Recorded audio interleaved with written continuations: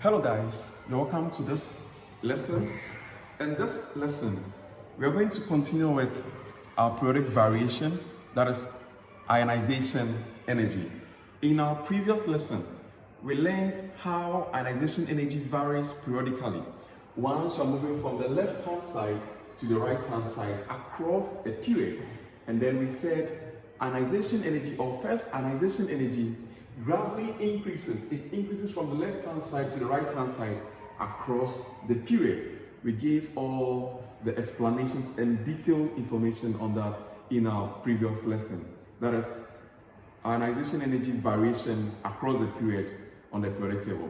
In this lesson, I'm going to discuss how ionization energy also varies once you're moving from the top to the bottom down a group. Variation of ionization energy regarding moving from the top to the bottom of a group. In the generalization, ionization energy, or let me say first ionization energy, generally decreases. It generally decreases down the group. So I.E here means ionization energy. Ionization energy decreases down the group.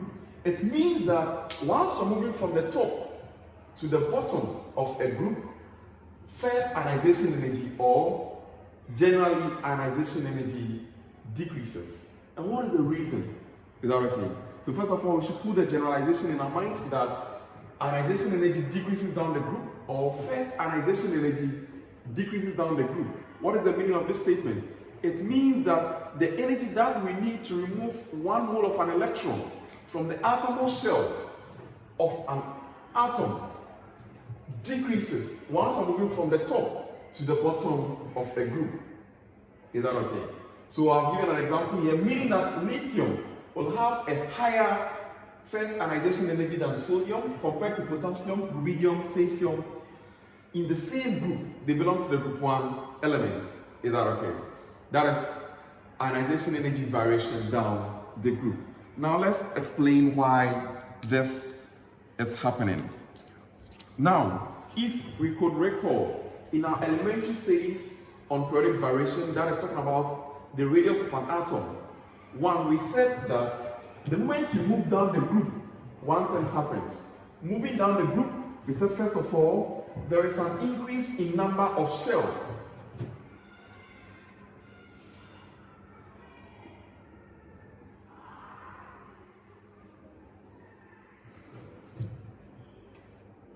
There's an increase in number of shells once I'm moving down the group from the top to the bottom. An increase in number of shells implies that what? There is an increase in number of inner shell. So inner or core shell also increases. That is once I'm moving down the group. The first thing is that there's an increase in number of shells, and once there's an increase in number of shells, there's an increase in number of inner or core shells as well. What is the implication of this increase? This also implies that there's an increase in the number of inner shell or core electrons. Inner or core electrons. Is that okay? There's an increase in the number of inner or core electrons. When there's an increase in inner or core electrons, what is the implication? It means that there is going to be an increase in electron repulsion.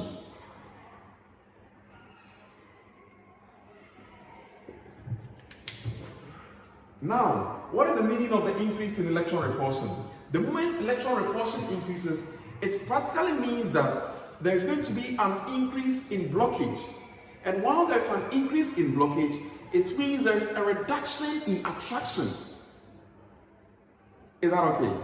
Where is the reduction in attraction coming from? The protons, as we learned initially, they always attract. They exert a net force of attraction on the electrons regardless of their position.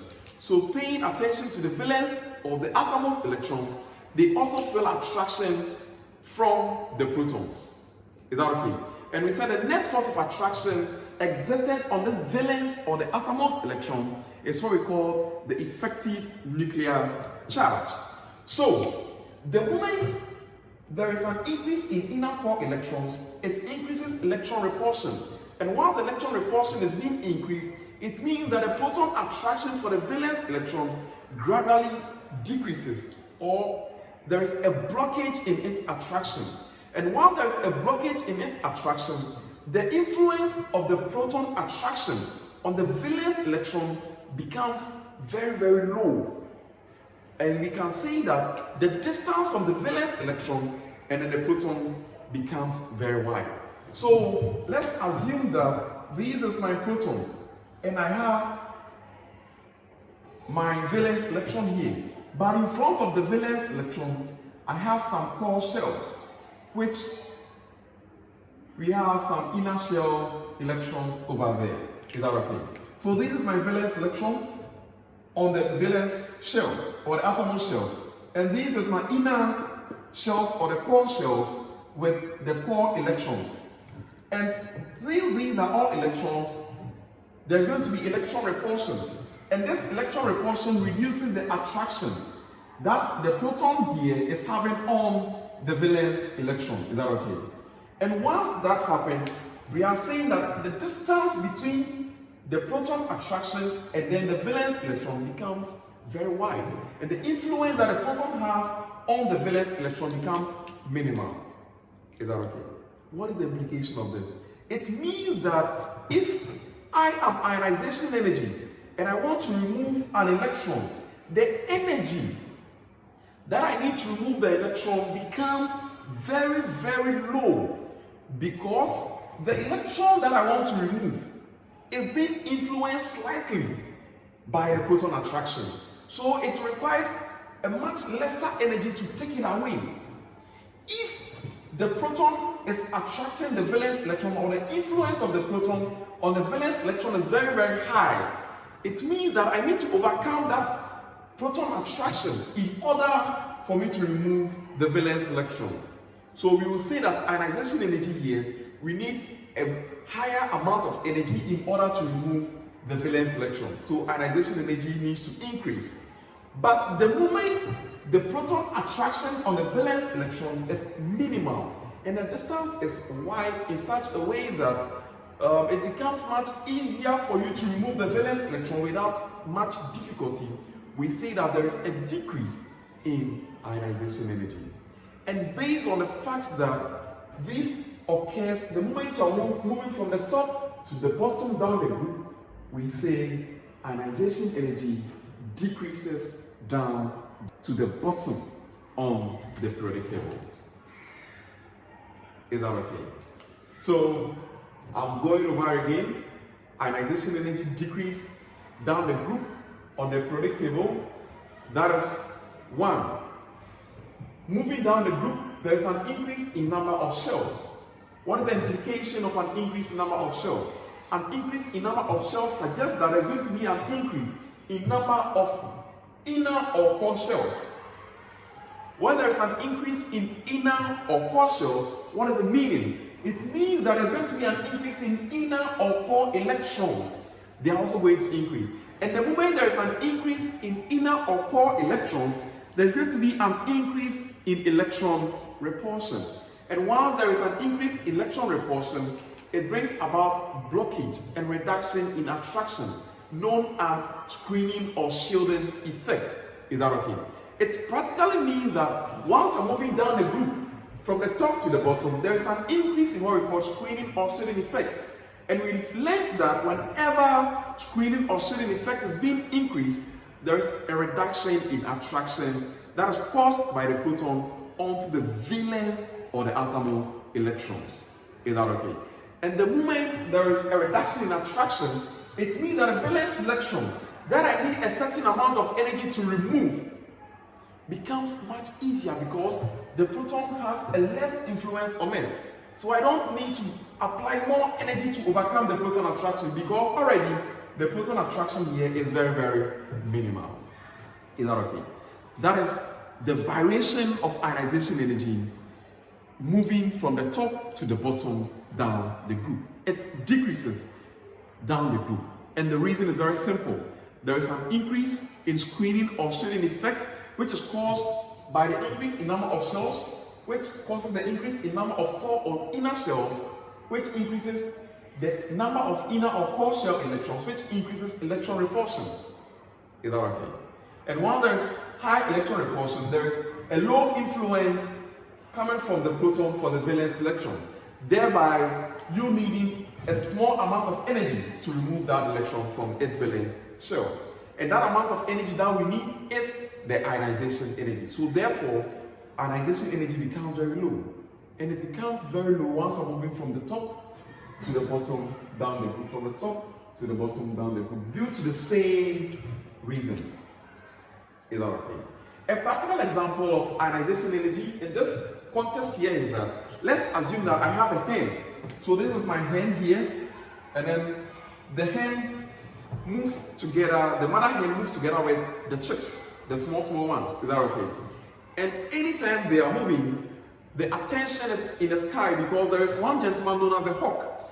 The hawk can hunt for the smaller chicks. Is that okay? So anytime the mother hen signals that there is an arrival of any hawk, quickly the chicks will run under the wings of the mother hen. Now, those chicks that are unfortunate to be further away from the mother hen becomes vulnerable to the attack of the hawk. It becomes easy for the hawk to just hunt them or pick them away for his lunch or dinner or supper. But if the chicks are under the wings of the mother, it means that a hawk needs to overcome the protection that a hen is giving to the chicks with the wings in order to remove the chicks away. So, down the group, the chicks are further away from the protection of the mother. So it becomes easier for the hawk to take it away.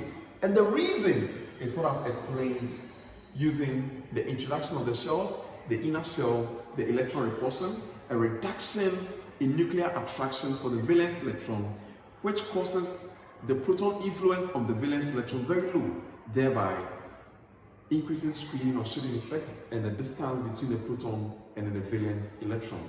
So we will need a minimum or a less amount of energy to remove an electron in the valence shell of an isolated gaseous species.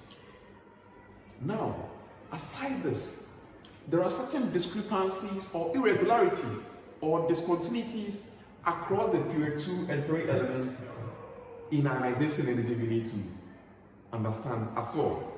Let's go through that one as well. But please don't forget, if this is your first time watching our video, don't forget to subscribe to our channel at Chemistry with Samson. You can like and then you share with your friends as well. Thank you.